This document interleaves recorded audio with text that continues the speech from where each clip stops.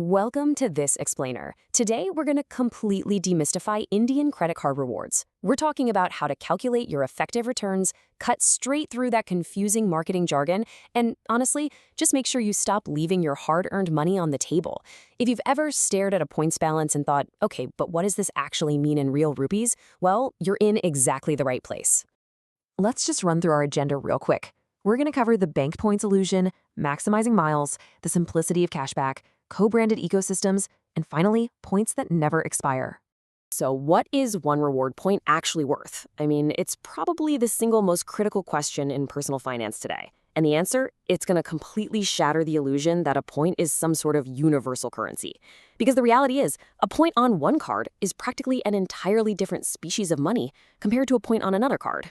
Actually, sometimes, even on the exact same card, its value totally shapeshifts. To give you a sneak peek of why this matters so much, get this, depending purely on how you choose to redeem them, the exact same credit card with the exact same spending habits can give you a massive 7.5 times difference in your effective return. That is just huge. Let me show you exactly how that works. Section 1, the bank points illusion. Let's look at currency type 1. Standard bank reward points. They're the most common out there, right? But unfortunately, they're also where people lose the most value. And this right here brilliantly illustrates the trap.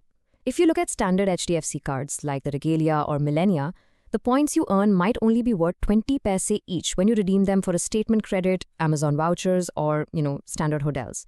But if you look at the HDFC Infinia card, the math drastically changes. When redeemed for travel on their Smart Buy portal, one Infinia point is suddenly worth one entire rupee. So the crucial takeaway is that Infinia's premium positioning is largely about this redemption advantage, not just the earn rate. Think about it. If you're earning 5 points per 150 rupees spent on a standard card at 20 paise a point, your effective return is a measly 0.67%. But on the Infinia, at 1 rupee per point, your effective return jumps to a highly optimized 3.33%. Same exact points earned, but vastly different wealth generated. Okay, moving on to Section 2, maximizing miles, or currency type 2. These miles are specifically designed for flights and premium cabin bookings. If we look at the Axis Atlas card, which earns 5 edge miles per 100 rupees spent on travel and dining, the disparity in value is literally mind-blowing. Opting for a simple statement credit values those miles at 20 paise each, giving you just a 1% return.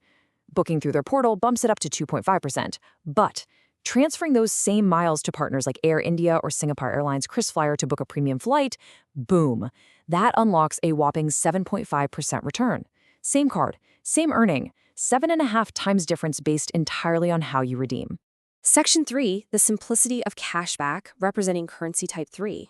Now, if navigating transfer portals sounds completely exhausting to you, direct cashback is your best friend. It requires zero optimization. Take the SBI cashback card, for example. It strips away all the marketing fluff and just gives you strict mathematical rules. You get a solid 5% back on all online spending, capped at 2,000 rupees a month. That means that 5% rate is highly effective, but only up to 40,000 rupees of monthly online spend. After you hit that threshold, or if you're shopping offline, you earn 1%, and it's credited directly to your statement next cycle. No catalogs, no expiry anxiety, just pure simplicity. Similarly, we have the Amazon Pay ICICI Bank credit card. This is a lifetime free card that guarantees up to 5% back for Prime members directly as Amazon Pay balance. For non-Prime, it's 3%, and you get 2% on Amazon Pay partners.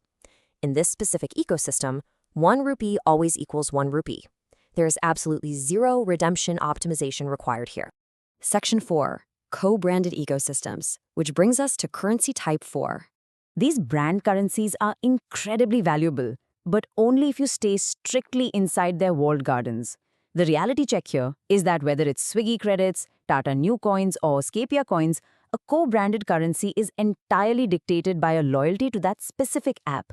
They are highly valuable inside the ecosystem and literally useless outside of it. Let's look at the economics of the Swiggy HDFC Bank card to see this in action. If you spend 6,000 rupees a month on food delivery or Instamart, you earn 600 rupees in Swiggy credits. That's a staggering 10% effective return.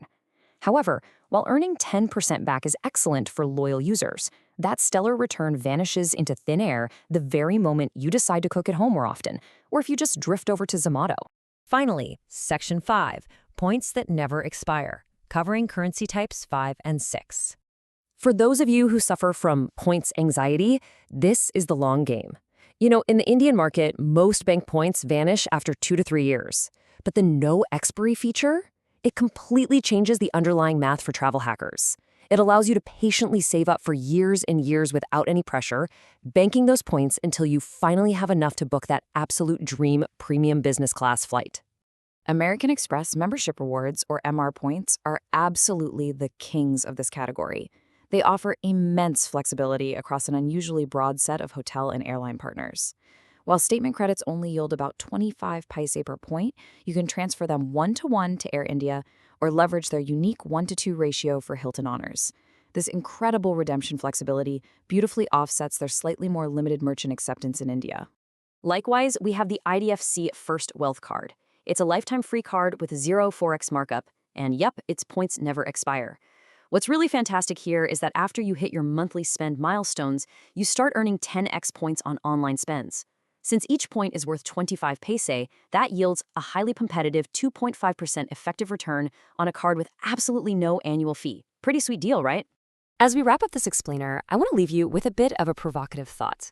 Open up your wallet today and just look at the plastic inside. Does your actual everyday spending habit truly match the specific currency that card earns? Are you a Swiggy loyalist holding a travel card? Or maybe a frequent flyer hoarding standard bank points? You have to make sure you're earning a currency you can actually optimize, rather than just endlessly chasing meaningless multipliers. Thanks so much for joining me, and hey, happy optimizing!